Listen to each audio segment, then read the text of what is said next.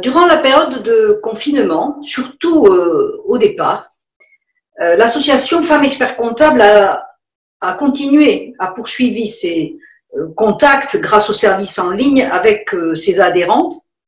Et tout à fait en début de confinement, s'est trouvé confrontée à des situations, je dois dire, assez difficiles. Ces situations, avec le temps, se sont un peu améliorées. Nous avons quand même, nous sommes intervenus auprès de certaines de nos consoeurs pour les aider comme on pouvait au mieux le faire. Je dois même dire que certaines situations étaient pour nous très préoccupantes. Puis, au fil du temps et des semaines, évidemment, les réponses sont arrivées, les réponses à une situation qui était inimaginable quelques mois auparavant. Et je dois dire que ces réponses que vous avez apportées, que les femmes ont apportées et que les hommes ont apportées, a montré une fois encore combien la profession comptable pouvait se saisir d'une situation extrême et être au rendez-vous. Vers la fin juin, dans une période qui s'est étalée de mi-juin jusqu'à début juillet, juste avant que la profession s'accorde d'indispensables vacances, il nous est paru important de réaliser une enquête auprès de toutes les femmes de la profession, 5200 femmes, pour extraire des enseignements qui soient utiles à tous. Et ce regard des femmes sur la gestion de la crise Covid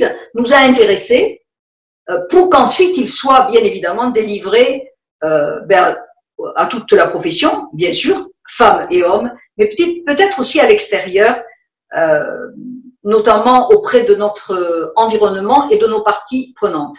La crise, elle a été très forte. Elle l'a été pour les clients, elle l'a été pour nos collaborateurs et elle l'a été évidemment pour les entreprises. C'est pour retirer de tout ça, en quelque sorte, pour employer un mot que nous connaissons bien, c'est pour retirer de tout ça un actif immatériel que nous devons inscrire durablement dans nos actifs, que j'ai souhaité, avec mon conseil d'administration, mener une enquête. Cette enquête a été faite, je vous l'ai dit, auprès de 5200 femmes, entre mi-juin et début juillet, et nous avons eu la chance, quand même, dans un temps record, d'avoir plus de 250 réponses, qui nous a permis, évidemment, de pouvoir restituer quelque chose qui correspond à des données fiables. Cette enquête, c'était ce qu'on appelle une enquête flash, à la fois avec des questions fermées qui permettent d'avoir une mesure quantitative de l'impact et du regard que portent donc les femmes de la profession comptable sur la gestion de la crise, et des questions ouvertes qui laissaient de la place aux commentaires, et ils ont été nombreux et instructifs. Un questionnement sur deux dimensions majeures: l'impact de la gestion de la crise sur la façon dont les femmes de la profession comptable ont exercé leur métier pendant la crise et la façon dont elles voient le futur de leur métier au-delà de la crise, d'une part, et d'autre part, une dimension très importante aussi, qui est quel regard elles portent sur leur relation aux dirigeants chefs d'entreprise et quel est l'impact de cette crise. Est-ce que ce regard et cette posture finalement a évolué ou est susceptible de pouvoir aussi évoluer durablement? Alors, je vous propose de regarder ces deux dimensions les unes après les autres et de revoir les enseignements qu'on peut en tirer. Première catégorie de questions, donc, quel est l'impact sur l'exercice du métier d'expert comptable? De façon, j'allais dire, notoire, ce qui ressort, le premier impact, est cette accélération que j'appellerais instantanée, absolument instantanée, de l'utilisation du numérique dans les pratiques du métier. Le numérique étant devenu, en moins de, j'allais dire, 2-3 semaines, c'est-à-dire pour les cabinets qui n'étaient pas prêts à fin mars, ils l'ont été au cours du mois d'avril. C'est devenu un standard pour tous et tous les cabinets, toutes et tous, petits et grands cabinets, dans la façon d'exercer le métier au sein du cabinet et dans la façon d'exercer le métier avec les clients. Bien sûr, l'administration avait déjà quelque part imposé l'utilisation du numérique dans les relations des cabinets avec l'administration, mais ce qu'on a vu apparaître, et c'est valable quel que soit le cabinet, qu'ils y soient prêts, les plus grands pour en grande partie, et les plus petits, est venu s'installer de façon mais notoire, c'est flagrant, dans la pratique du télétravail, d'une part, dans la pratique des pratiques numériques, c'est-à-dire dans les relations internes et dans les relations avec les clients, et on a vu émerger ce qui ressort aussi, la signature électronique, qui est devenue quasiment généralisée. Et enfin, pour pouvoir, à partir du moment où on télétravaille, pour pouvoir communiquer, pour pouvoir coopérer, la pratique de la visioconférence. Impact de ce télétravail sur le management et les méthodes managériales. Très clairement, on voit apparaître le fait que vous avez été, mesdames, obligées, forcées, amenées, contraintes, cela dépend, d'une part, de développer, d'améliorer votre communication au sein du cabinet. On voit que le télétravail et les visioconférences ont amené la notion de délégation, la notion d'autonomie, la notion donc de devoir formaliser des tâches qui ne l'étaient pas forcément, anticiper, hiérarchiser, parce que la crise étant venue s'installer au cœur des priorités, eh bien la crise est venue en plus, et donc elle est venue chambouler une profession qui a l'habitude de planifier, qui a l'habitude d'échéances très longuement anticipées. Ça a généré évidemment un stress, un surstress, énormément d'incertitudes, et on a vu apparaître, point intéressant, au fur et à mesure des semaines, et plutôt sur le mois d'avril, ce que vous avez appelé, donc avec cette notion finalement de délégation, de meilleure formalisation, de plus de communication, plus d'échanges, plus de communication, la notion de mise en place de retour d'expérience. Mise en place de retour d'expérience que vous avez pratiqué à distance et mise en place d'indicateurs pour appréhender cette nouvelle façon de travailler. Point majeur aussi dans le télétravail, la notion de cette gestion du stress très très importante. Vous avez dit dans vos verbatims, nos clients, via la visioconférence, s'est invité dans notre salon, voire dans notre salle à manger ou dans notre cuisine. Donc, cette gestion du temps chamboulé, ce stress, avec, troisième point pour la pratique du métier, une difficulté à trouver un équilibre dans cette gestion de crise et ce télétravail, un équilibre entre la vie personnelle et la vie professionnelle.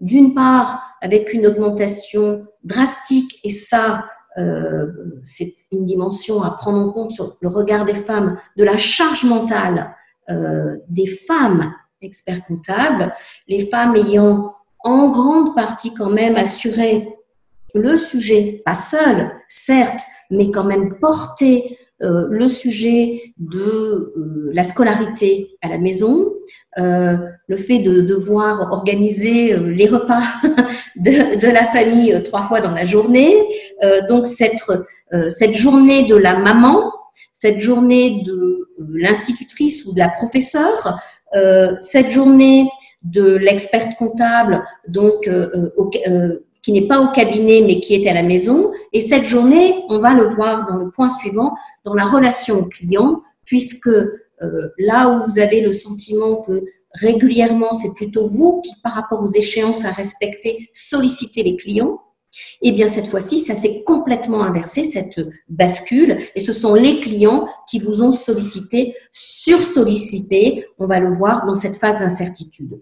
Donc, la triple vie la triple journée de la femme expert comptable, cette surcharge mentale a généré, et vous avez été extrêmement inventive et vous avez été nombreuses à dire que finalement cette façon que vous avez eue de peut-être aussi là est très féminin, les femmes ont peut-être moins de difficultés à partager ce stress, à reconnaître ce stress, à le mettre sur la table, et vous avez trouvé des solutions et elles sont assez créatives puisque bon nombre d'entre vous nous ont signalé avoir finalement collectivement avec vos équipes au sein des cabinets mis en place des séances de yoga, de sophrologie par visioconférence. Donc on voit que la technique, le numérique que vous avez été amené, la visioconférence, à mettre en place pour travailler a aussi permis de trouver des moments de détente, peut-être même après, un peu plus avec le temps, de convivialité au sein des cabinets pour remplacer cette présence physique qui ne pouvait pas se faire. Voilà ces trois dimensions majeures, le numérique, l'impact sur le mode de management du télétravail et enfin cet équilibre vie privée, vie professionnelle, cette gestion du stress des mamans, femmes experts comptables qui ont été amenées à partager un petit peu ces moments de difficulté au sein des cabinets. Deuxième dimension de l'enquête, c'est la relation, le regard que vous portez sur la relation aux clients et la posture des femmes experts comptables auprès des chefs d'entreprise et des dirigeants. Ce qui apparaît de façon là aussi notoire, et c'est valable aussi bien pour les petits cabinets que pour les plus grands, avec une dimension plus marquée pour les plus petits cabinets, c'est l'émergence de la dimension conseil de votre profession. Vous avez été, les femmes experts comptables ont été au cœur de l'accompagnement et du conseil des dirigeants chefs d'entreprise pour être capables de passer la crise sur différentes dimensions avec ce regard d'aide à la prise de décision, d'aide à l'arbitrage, d'une part sur les mesures gouvernementales. Évidemment, les premières semaines, il y a eu des allers-retours, voire des divergences entre les annonces gouvernementales, les mises en place par la directe, et vous avez été au cœur de ces arbitrages, de ces analyses et de cette dimension conseil auprès des dirigeants dans ce labyrinthe de mesures. Les mesures gouvernementales, que ce soit sur le chômage partiel, la mise en place du PGE, le fonctionnement du fonds de solidarité, la mise en place des décalages des paiements des charges sociales, des remboursements d'emprunts, ce qui veut dire que vous avez été au cœur de deux sujets, accompagner les dirigeants pour les aider de façon très sérieuse sur les prévisionnels de trésorerie, pour les aider à fluidifier leurs relations aux banques, leurs négociations pour les PGE, la façon dont ils devaient peut-être décider, arbitrer entre du chômage partiel, des reports d'investissement, des reculs, voire donc ces discussions avec les actionnaires. Et là, on voit bien qu'on remonte d'un cran en termes d'arbitrage et donc de dimension d'arbitrage stratégique. Donc, le fait de plonger dans la gestion de la crise par le biais de cette expertise finalement technique et d'avoir décortiqué, analysé toutes ces mesures, vous avez été au cœur du conseil et de l'arbitrage des décisions des dirigeants et de les accompagner pour passer à l'action. Ça, c'est le premier point. Deuxième dimension, au-delà du conseil et de l'arbitrage, vous avez joué un rôle de plus en plus important, vous nous dites, au fur et à mesure des semaines, dans la dimension de soutien psychologique. Vous avez d'abord été sollicité, puis vous avez été écouté, et enfin, vous avez, pour la grande partie d'entre vous, vous nous dites, vous avez ce sentiment d'avoir influé, finalement d'avoir un impact, parce que vous avez créé cette relation de confiance avec des dirigeants qui se sont confiés de plus en plus au fil des semaines à vous sur leur stress, sur leurs arbitrages, leurs difficultés, les incertitudes. Et donc, vous êtes passé d'une posture de l'écoute à l'influence. Vous avez développé une relation de confiance de qualité et pour être finalement plus qu'écouter, avoir cette influence, avoir une forme de reconnaissance de la part des dirigeants. Et c'est ça l'élément, de mon point de vue, absolument majeur. Et bon nombre d'entre vous nous ont écrit dans ce questionnaire, et quelle gratitude, nous sommes passés dans le regard des dirigeants d'une posture de technicienne à une posture de conseillère. Cette dimension conseil, cette confiance, cette écoute, c'est certainement la qualité d'écoute qui a été absolument clé, qui permet, à partir du moment où vous devenez, bon nombre aussi nous ont dit, beaucoup de dirigeants finalement avaient peu de personnes avec qui ils pouvaient partager tout ce stress et toutes ces difficultés, et certainement pas leurs équipes, pas tous leurs salariés. Avec qui pouvaient-ils en parler? Eh bien, ils en ont parlé avec vous. Ça veut donc dire qu'en fait, par votre posture, par votre disponibilité, par vos qualités, votre aptitude à l'écoute, vous avez, et votre capacité aussi donc à communiquer, et vous avez communiqué, vous nous dites pour certaines, par téléphone, plusieurs fois par jour, plusieurs fois par semaine, voire par visioconférence. Vous avez consolidé finalement pendant cette période tous les ingrédients pour changer de posture de façon durable dans cette sortie de crise. Vous avez la reconnaissance, vous avez la confiance. Il est évident que c'est de l'or pour en faire quelque chose, à condition que vous sachiez, je pense, instaurer deux dimensions nouvelles et qui ne sont pas forcément naturelles dans la profession. Premièrement, ne pas attendre, maintenant qu'on est quand même sorti d'une gestion d'urgence de la crise, on va s'attendre à des situations compliquées, à des défaillances d'entreprise, à nouveau à des arbitrages, mais peut-être dans une violence moins soudaine, mais en tout cas dans la durée. Peut-être les dirigeants ne vont plus vous solliciter 3 fois par jour de la même façon. Et donc, le premier enseignement, c'est de se dire, je dois être capable d'avoir ce recul, d'avoir cette hauteur et d'être capable de solliciter, sur la base de la relation de confiance qui a été construite, solliciter des moments d'échange avec les dirigeants, des moments de conseil, des moments d'aide à l'arbitrage, d'orientation, de décision stratégique. Je dois savoir les proposer aux dirigeants. Sortir de cette position de technicienne, puisque c'est ce qu'ils vous ont dit, être capable régulièrement de proposer des points d'échange qualitatifs sur des sujets à forte valeur ajoutée à arbitrage. Donc, être force de proposition, solliciter régulièrement, puisqu'on a vu que les dirigeants sont capables, à partir du moment où ils ont la conviction qu'il y a une valeur ajoutée, de dégager du temps. Deuxièmement, comment solliciter? Eh bien, vous avez appris le télétravail, vous avez appris à créer des relations de confiance à distance. Et donc, peut-être se dire que dans le mode opératoire, dans le conseil et dans l'accompagnement à la mise en œuvre, peut-être est-il intéressant de réfléchir à des points de rencontre brefs, courts, ciblés par rapport à des objectifs stratégiques réguliers, tous les trimestres, tous les 4 mois, par visioconférence, une demi-heure. Nous sommes persuadés, en tout cas je suis persuadée, que les dirigeants, à partir du moment où ils ont cette conviction que ça peut les aider à avancer et surtout à anticiper. Il va falloir, ce que vous avez été amené à faire en urgence, ces scénarios de trésorerie, etc., il va falloir continuer d'accompagner et de conseiller aux dirigeants, d'anticiper et de rester agile. Parce qu'effectivement, l'anticipation permet de moins subir, mais il faudra en permanence réadapter. Voilà les points majeurs.